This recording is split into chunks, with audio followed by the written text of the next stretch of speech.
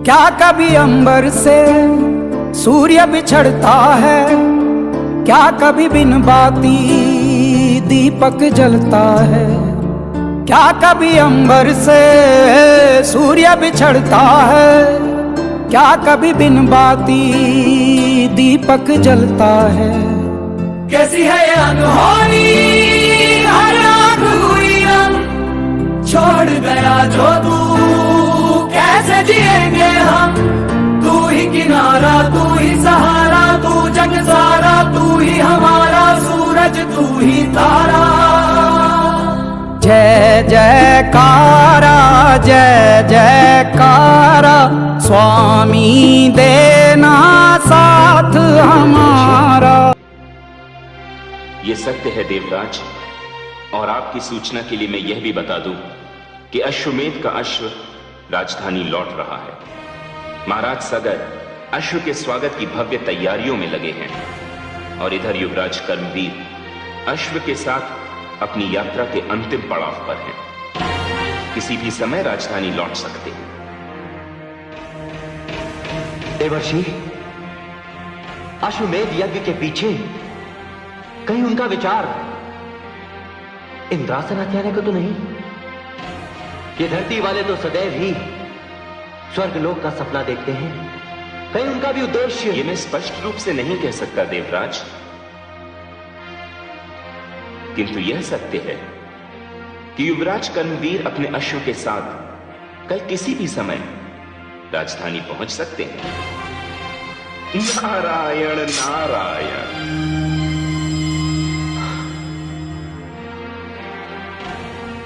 नहीं नहीं देवर्षि, मैं ये यज्ञ संपन्न नहीं होने दूंगा।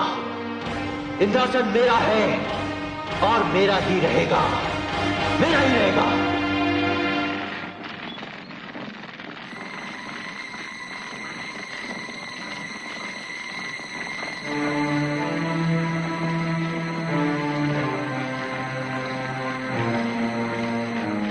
हम प्रातः सूर्योदय होते ही राजधानी की ओर प्रस्थान करेंगे। इस अश्व की रक्षा का दायित्व मैं तुम्हें सौंपता हूँ। सावधान। जो आज्ञा महाराज।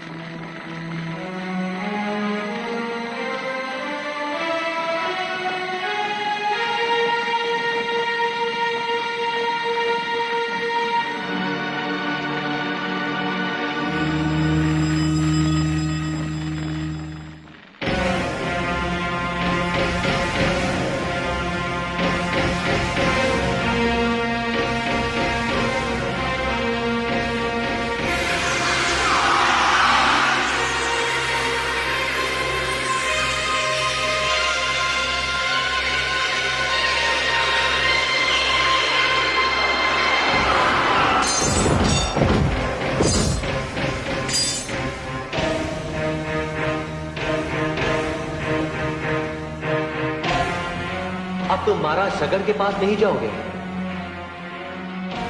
मेरे साथ चलोगे। आओ।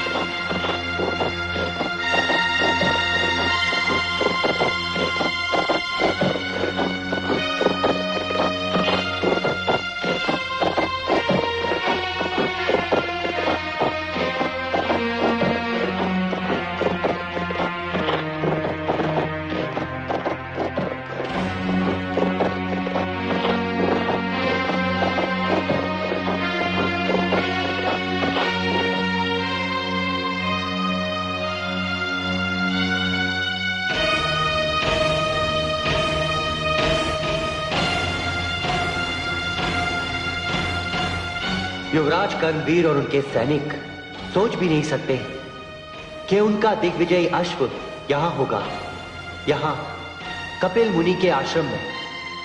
कितनी दूर है उनके शिविर से ये आश्रम, और यदि वे संयोगवश यहां पहुंच भी गए तो उसका परिणाम सुखद नहीं होगा।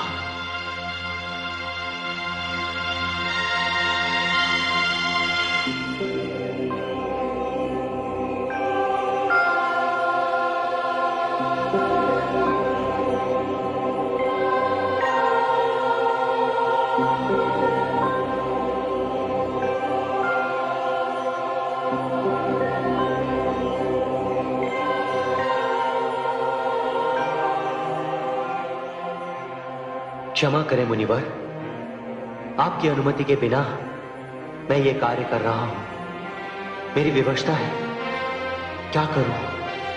मुझे क्षमा कर दीजिए।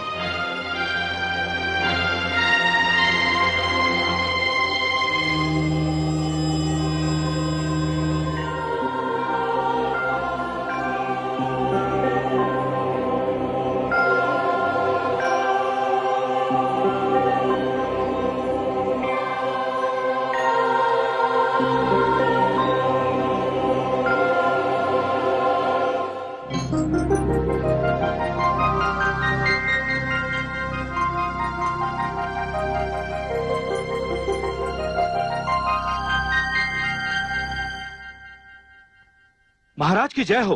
अपना अश्व खो गया है और सारे सैनिक मूर्छित हैं।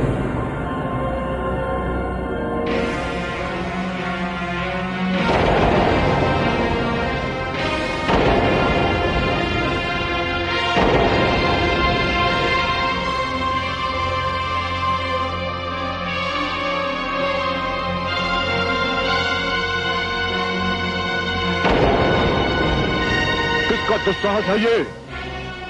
कौन है वो जिसे अपने प्राण प्रिय नहीं है?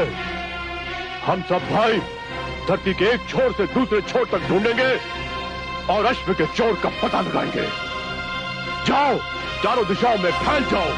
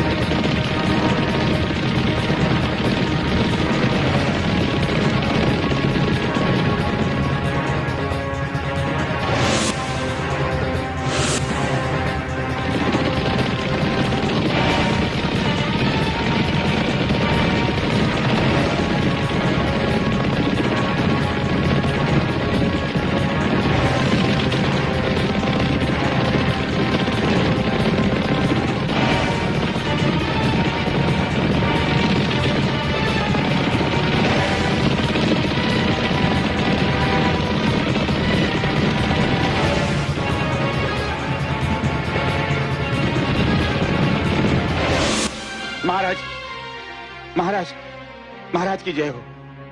अब क्या समाचार लाए हैं महामंत्री जी? बड़ा ही अशुभ समाचार है महाराज। कोई दुष्ट अश्वमेध यज्ञ का अश्व चुरा कर ले गया। क्या? हाँ महाराज। यह क्या कह रहे हैं महामंत्री जी? भला भला ये कैसे संभव है? महाराज, ये अनर्थ रात के अंधेरे में हुआ, किंतु आप चिंता न करें। आपके 60,000 पुत्र अश्व की खोज में निकल पड़े हैं। मुझे पूर्ण विश्वास है कि वो अश्व को ढूंढ निकालेंगे। महामंत्री जी, मैं अपने पुत्रों के स्वभाव से भली भांति परिचित हूं। मुझे तो इस बात की चिंता हो रही है कि कहीं मेरे पुत्र कोई अनर्थ ना कर बैठे।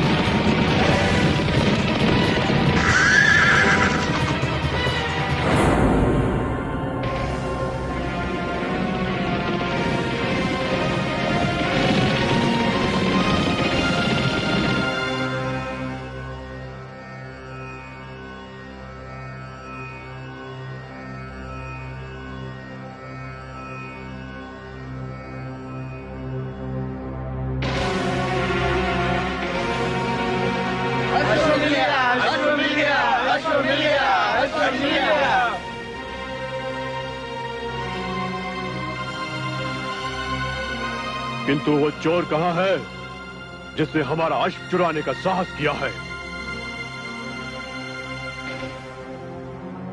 लगता है वो ढोंगी इसी आश्रम में बगुला भगत बना बैठा है। आओ मेरे साथ। चलो चलो।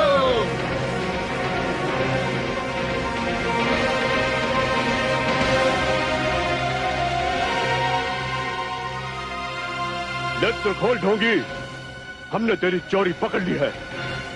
भ्राताश्री, ये चोर तो साधु होने का नाटक कर रहा है। यदि आपकी आज्ञा हो तो इसे आश्रम से घसीट कर बाहर निकाल दिया जाए। यही उचित रहेगा। नेत्र खोल ढोंगी। कौन हो तुम लोग, और मेरी अनुमति के बिना मेरे आश्रम में प्रवेश कैसे किया तुम लोगों ने? अच्छा, अब एक चोर को पकड़ने के लिए हमें उसकी अनुमति लेनी होगी। चोर? कौन चोर? तू चोर है। तूने हमारे अश्वमेध यज्ञ का अश्व चुराया है। तुम लोग शीघ्र, अति शीघ्र आश्रम से बाहर निकल जाओ। हम आश्रम से बाहर निकालकर तुझे ले जाएंगे। ले चलो इसे। रुक जाओ, अन्यथा परिणाम अच्छा नहीं होगा। हमें परिणाम से डराता है?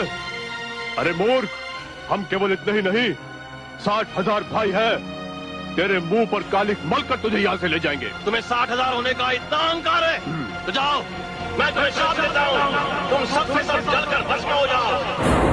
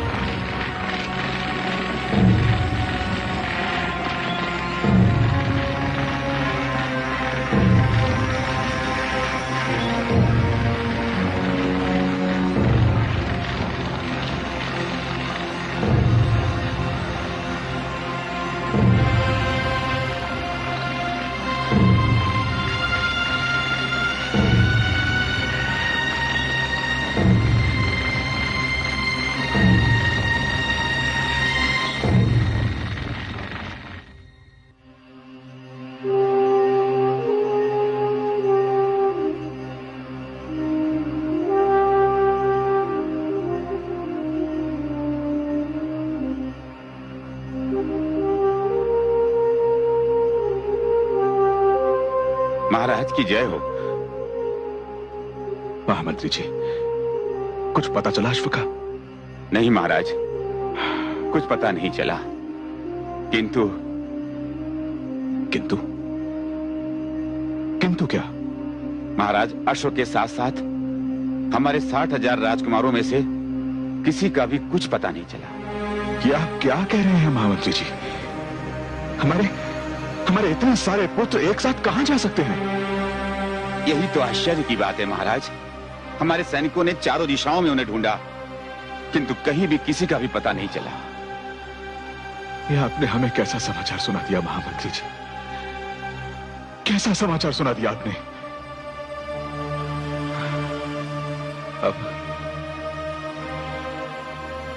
अब मैं क्या करूं? आप ये यज्ञ नहीं करेंगे, मैं सत्य कह रहा हूं पिताश्री। क्या आप अपने पुत्रों और मेरे भाइयों को नहीं जानते कि वो कितने उत्पाती और उद्दंड हैं? पिताश्री, आप ये यज्ञ मत कीजिए। इस अश्वमेध यज्ञ के परिणाम सुखद नहीं, अत्यंत दुखद होंगे।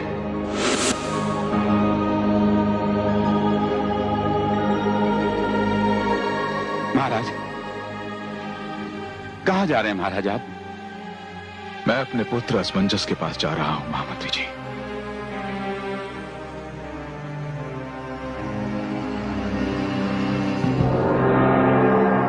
हे देवी परमेश्वरी, ये क्या हो गया? होना क्या है महादेवी? कपिल मुनि के शाप से महाराज सगर के 60,000 पुत्र जलकर राख हो गए। किंतु हे देवी भुवनेश्वरी, यह कोई साधारण घटना नहीं है। हाँ महादेवी, ये साधारण नहीं, असाधारण घटना है। हे आदिशक्ति, इस घटना का समाचार जब महाराज सगर को मिलेगा क्या परिणाम होगा? हे महादेवी, जैसा आप सोच रही हैं वैसा नहीं होगा, क्योंकि इस घटना के पीछे एक रहस्य है। आप उस रहस्य को अभी जानने का प्रयत्न ना करें। अभी तो आप ये देखिए कि महाराज सगर अपने पुत्र असमंजस से मिलने तपोवन जा रहे हैं।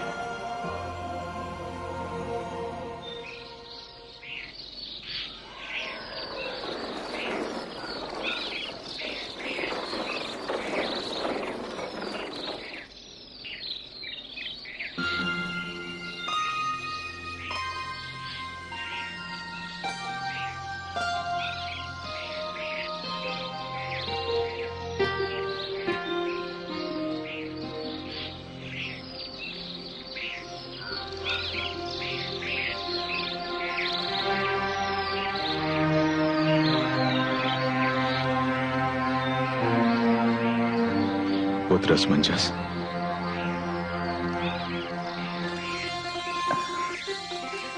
पिताश्री आप?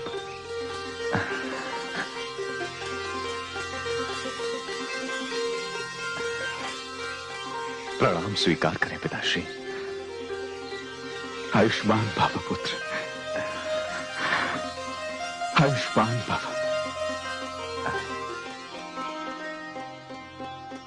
क्या बात है पिताश्री? आज मैं तुमसे क्षमा मांगने आया हूं पुत्र। पिताश्री, आज मैं तुमसे केवल यही कहने आया हूं कि उस दिन मुझसे भूल हुई थी, मैं भ्रम में था पुत्र। पर हुआ क्या पिताश्री? पुत्र, मैंने देवर्षि नारद के कहने पर अश्वमेध यज्ञ का आयोजन किया, इस अभिमान के साथ कि मेरे 60,000 पुत्र यदि चारों दिशाओं में चले गए तो भी अश्व सकुशल लौट आएगा। किंतु ये मेरा भ्रम था पुत्र, ऐसा कुछ नहीं हुआ। ये आप क्या कह रहे हैं पिताश्री? हाँ पुत्र, इस समय ना तो अश्व का कहीं कुछ पता है और ना ही तुम्हारे भाइयों का। किंतु पिताश्री, वे सब के सब जा कहां सकते हैं? यही तो मेरी समझ में भी नहीं आ रहा है पुत्र। पुत्र, उस दिन तुमने कहा था कि ये अश्वमेध यज्ञ मेरे लिए सुखद नहीं, अत्यंत दुखद होगा। यदि उस दिन मैंने तुम्हारी बात मान ली होती पुत्र, तो आज मुझे यह दिन न देखना पड़ता। पुत्र,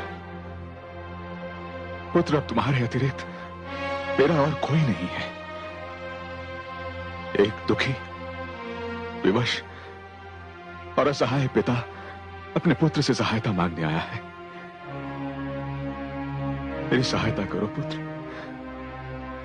मेरी सहायता करो। पुत्र, यदि इस समय तुमने मेरी सहायता नहीं की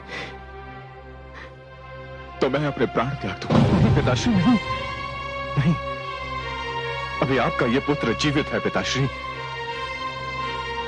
आपकी चिंता मेरी चिंता है पिताश्री। मैं जाकर ढूंढूंगा अपने भाइयों को और मैं वापस लाऊंगा उन्हें, और साथ ही उस अश्व को भी। पुत्र असमंजस। हाँ पिताश्री, हाँ पिताश्री, आप निश्चिंत होकर राजमहल की ओर प्रस्थान करें। अब ये उत्तरदायित्व मेरा है, केवल मेरा। पिताश्री। पुत्र, प्रणाम। आयुष्मान भव पुत्र, आयुष्मान भव।